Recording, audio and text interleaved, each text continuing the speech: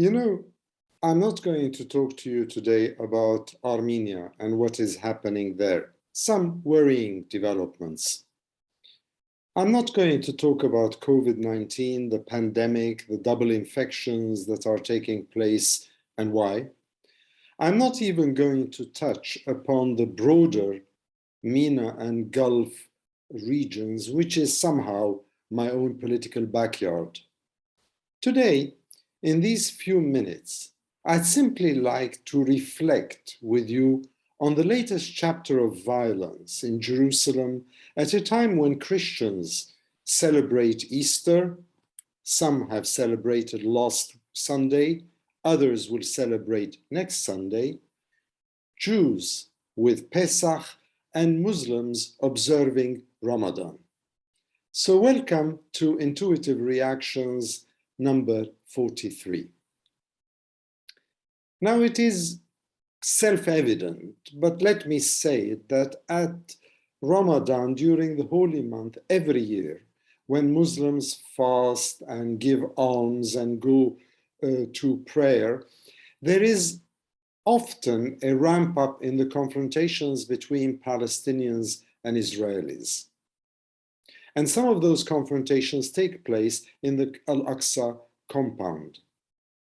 Now, does one stop there and say, yes, there is violence, there are protests, there is backlash from the Israeli security forces and stop there? Or is that too facile a statement? What is happening today? The Al-Aqsa Compound and the protests there, we've seen them. In the compound, the incursions by Israeli settlers, the response of the Israeli army and security forces, the Palestinians who are worshipping there and who are defending what they consider their own religious territory, particularly on Fridays. And also, let's not forget that there is a very important date on the calendar, which is, I believe, the 29th of April, Laylat al-Qadr, when also, this is really the apotheosis of the holy month of Ramadan, where tensions might even increase more. So given this tension, given this uncertainty, given the violence, given the repression, is it any wonder that efforts are being deployed here and there to try and calm down the situation? Notably, amongst those efforts, in my opinion, has been the convening of the Arab Ministerial Committee in Amman, in Jordan, only yesterday, where the Jordanian and Palestinian foreign ministers, as well as the Secretary General of the Arab League, and representatives of different Arab countries from Qatar to Morocco to others were there trying to discuss how to contain this violence without necessarily forfeiting the rights of Palestinians for freedom of worship. And let us not forget that the fact that this event took place in Jordan, amongst other factors, is that for over 9 decades at least, the Hashemites have preserved custodianship over Muslim and Christian holy sites in Jerusalem. Just today, the news is already coming in of more protests and more violent responses in the compound of Al-Aqsa.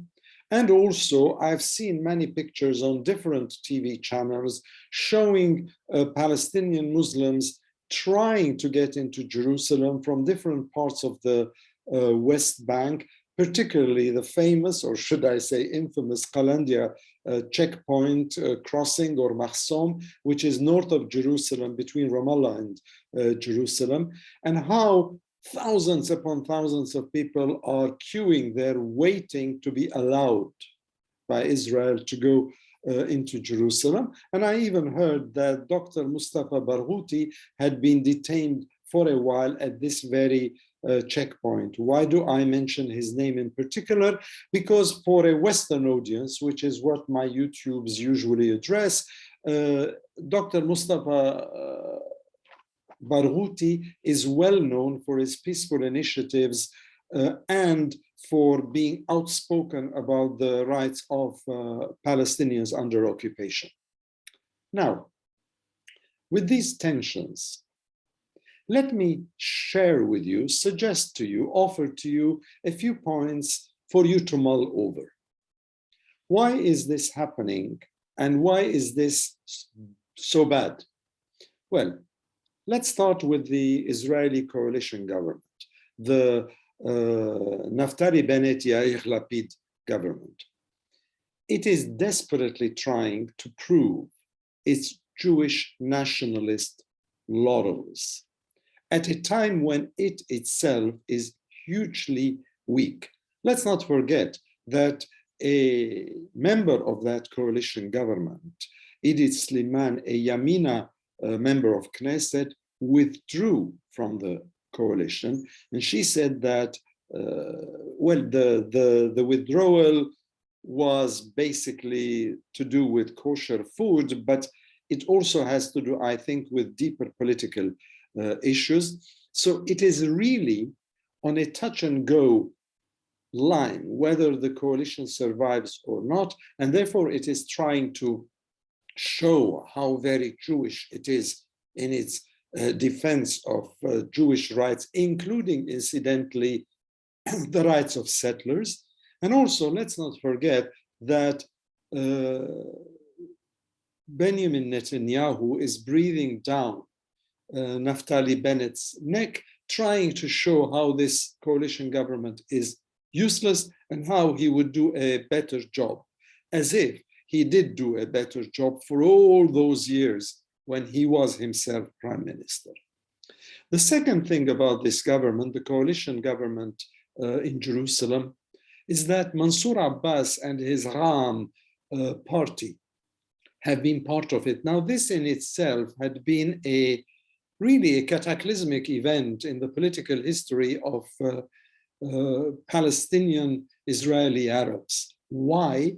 Because for the first time, one of the Arab parties within Israel, within the 1967 Green Line,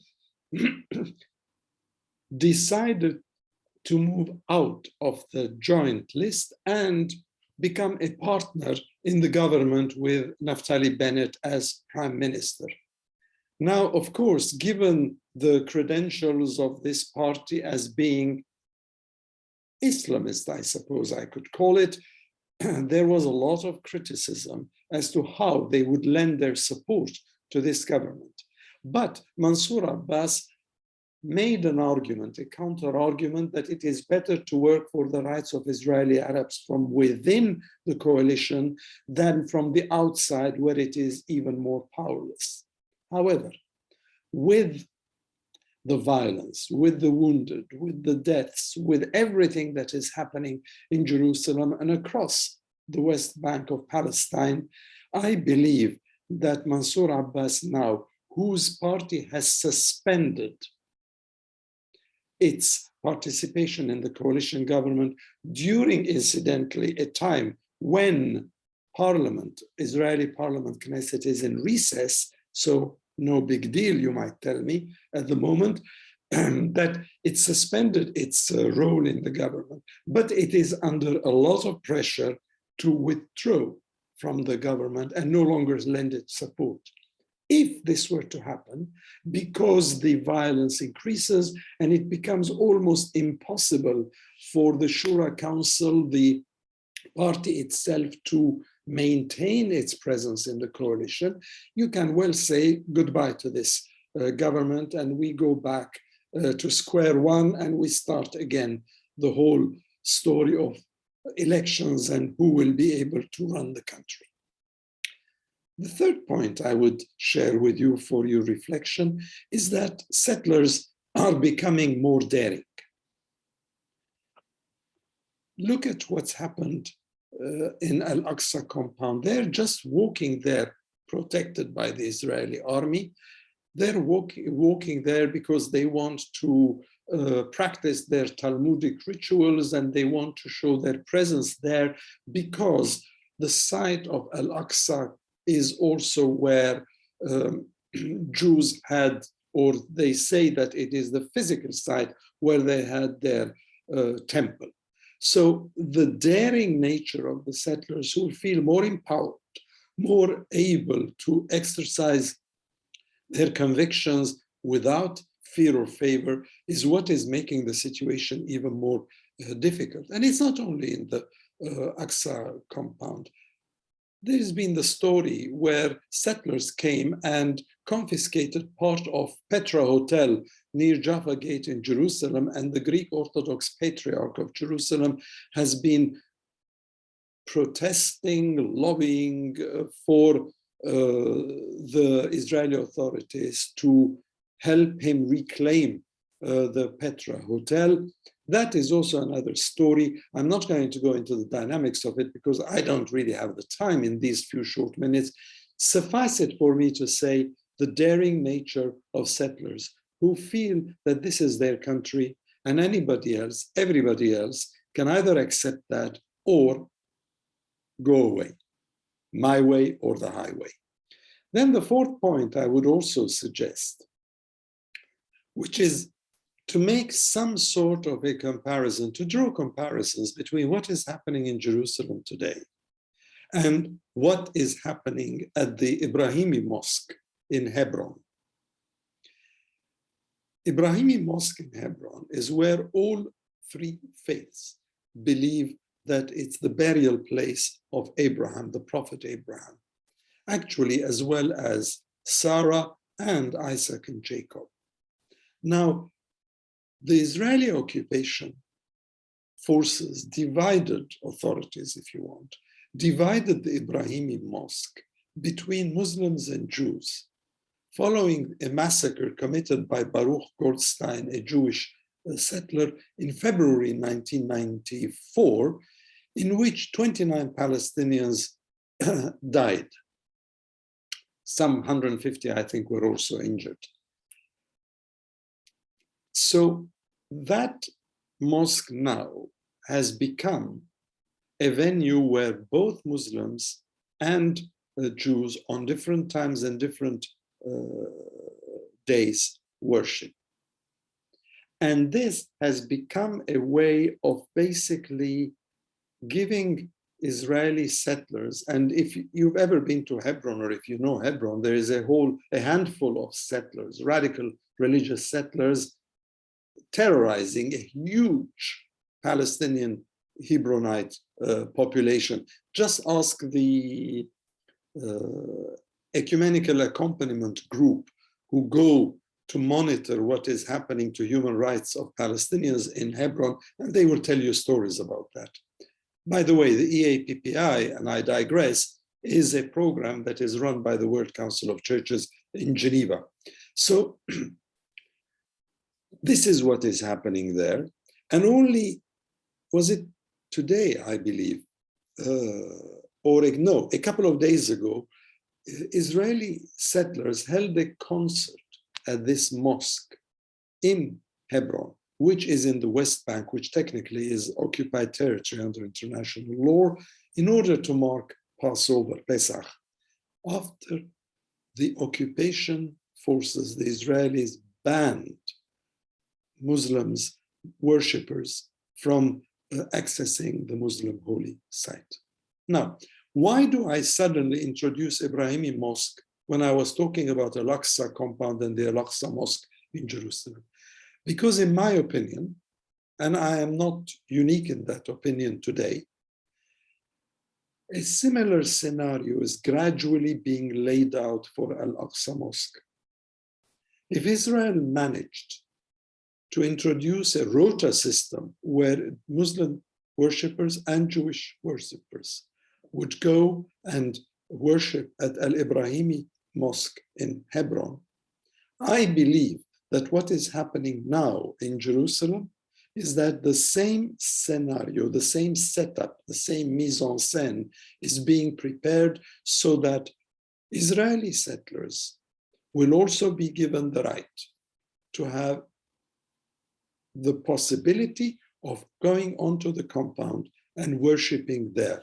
Something which you might, as a Westerner, as somebody living rather comfortably in Western Europe, perhaps, would say, so what's the big deal? The big deal is that that whole region is a cauldron of religious and secular nationalisms. It's a place where people protect every inch of their space. And the Palestinians consider that Al-Aqsa Compound, that whole sanctuary, as being one of their most revered and holiest sites. So seeing Israeli settlers move in brazenly in order to worship there is almost like holding a red rag to a bull. And politically, it is not the thing to do unless you become so arrogant or daring that you couldn't care less and you would just go ahead and do it. Now, all this is happening, all this is creating tensions. Why? One, because Palestinians are weak. Their authority in Ramallah is weak, and they're divided between Gaza and Ramallah. Two, some Arab countries are far too busy supporting Abraham to worry about Palestinian rights in the occupied lands. They might also be, some others, busy with their own internal problems. Europe, on the other hand, including the EU, is far too busy and obsessed at the moment with the war in Ukraine as our be-all and end-all that excludes all other crises. And the US administration, well, unfortunately, the less said, the better at the moment. So this is the sad situation at the moment, in a nutshell, in a very, very compressed nutshell. So you'd have to flesh out, if you're interested, some of the points that I made. It's sad. But does this mean that because one party has the power, the might, and the other doesn't, that Palestinians should simply be cowed into silence? I don't think so. Because this line of reasoning leads me and a lot of other people inevitably to less pacific options. But, and this is where I worry. And thank you for listening to this episode.